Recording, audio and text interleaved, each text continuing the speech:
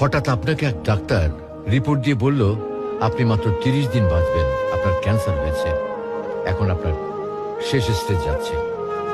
এটা শুধু আপনি জানেন, আপনার পরিবার কিংবা বন্ধু বান্ধবরা কেউ জানে না।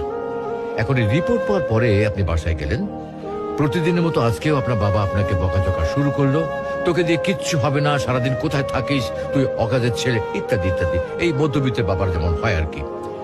তখন কি প্রতিদিনের মতো আজও আপনি তর্ক করা শুরু করবেন, নাকি প্রাণ ভরে বাবার বকাগুলো শেষবারের মতো আরেকবার শুনে নেবেন? হঠাৎ আপনার মা এসে আপনাকে বলল, নে বাবা ভাতটা খেয়ে নে। আপনার মনে হবে এই বুঝি আপনার মায়ের শেষ হাতের খাওয়া, আপনি আর বাঁচবেন না। আপনি পরম তৃপ্তি নিয়ে খাবেন এবং আপনার কাছে মনে হবে এটা আপনার শ্রেষ্ঠ খাবার, যদিও ডাল ভাত হোক না কেন।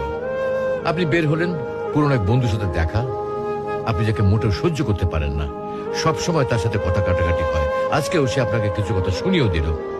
আচ্ছা, এখন কি আপনি তার সাথে তর্ক শুরু করে দেবেন? মোটেও না।